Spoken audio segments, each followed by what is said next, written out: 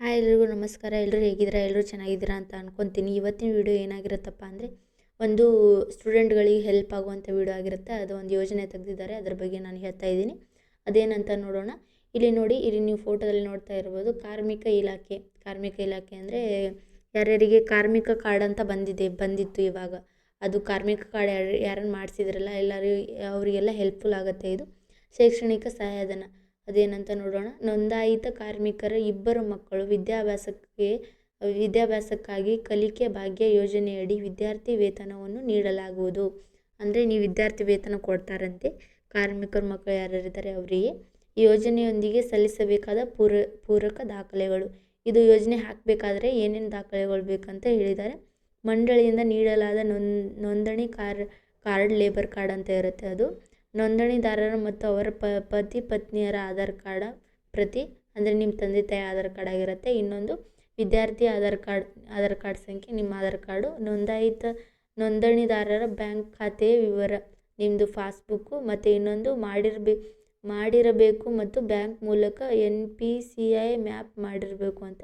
ಖಾತೆಯ ಆಧಾರ್ನೊಂದಿಗೆ ಲಿಂಕ್ ಮಾಡಿರಬೇಕು. ಅಂದರೆ ನಿಮ್ಮ ಬ್ಯಾಂಕ್ ಪಾಸ್ಬುಕ್ಕನ್ನು ಆಧಾರ್ ಕಾರ್ಡ್ ಜೊತೆ ಲಿಂಕ್ ಇರಬೇಕು ಮತ್ತು NPCI ಮ್ಯಾಪ್ ಮಾಡಿರಬೇಕಂತೆ. ಇದು ನೀವು ಬ್ಯಾಂಕಲ್ಲಿ ಹೋಗಿ ವಿಚಾರಿಸಿದ್ರೆ ಅವ್ರು ಮಾಡಿಕೊಡ್ತಾರೆ. ಇನ್ನೊಂದು ವಿದ್ಯಾರ್ಥಿಯ SATS ID ಅಂತ ಇರುತ್ತೆ ಅಥವಾ ಸ್ಟೂಡೆಂಟ್ ID ಅಂತ ಇರುತ್ತೆ, ಅದನ್ನು ಕೊಡಬೇಕು. ಇನ್ನೊಂದು ವ್ಯಾಸಂಗ ಪ್ರಮಾಣ ಪತ್ರ ಅಂತ ಇರುತ್ತೆ, ಅದನ್ನು ಕೊಡಬೇಕು.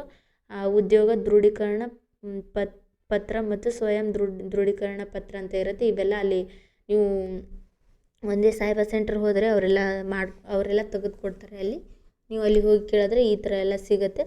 ಇದನ್ನು ನೀವು ಯಾರು ಶೈಕ್ಷಣಿಕ ಸಹಾಯಧನ ಬೇಕಂತ ಇದ್ದಾರಲ್ಲ ಎಲ್ಲರಿಗೂ ಕೂಡ ಹೆಲ್ಪ್ ಆಗುತ್ತೆ.